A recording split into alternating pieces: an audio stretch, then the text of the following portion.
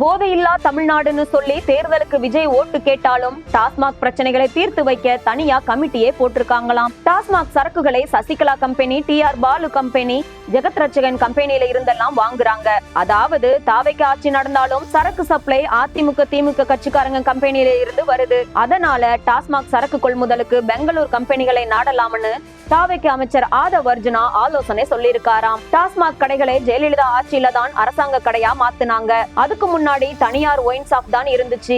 அதனால டாஸ்மாக்கை தனியாருக்கு கொடுத்துடலாம், கவர்மெண்ட் மேல கம்ப்ளைண்ட் வராதுன்னு அமைச்சர் நிர்மல்குமார் தரப்பு ஆலோசனை கொடுத்திருக்காங்க. CM விஜய் இறுதியா என்ன முடிவு எடுக்க போறாருன்னு காத்திருக்காங்களாம். இதுக்கு இடையில இப்போ இருக்கும் டாஸ்மாக் பார் எல்லாம் அதிமுக திமுக நிர்வாகிகள் பினாமிகள் பேர்ல தான் இருக்குதாம். அதனால அந்த டீம் அப்படியே விஜய் தலைமையிலான தாவைக்கு உள்ள சேர்ந்துட்டு இருக்காங்களாம். அதாவது விஜய் கட்சியில சேர்ந்து பினாமி பேர்ல டாஸ்மாக் பார் டெண்டர் எடுத்தா அரசியலையும் பாத்துக்கலாம், பிசினஸையும் பாத்துக்கலாம்னு ஐடியாவாம்.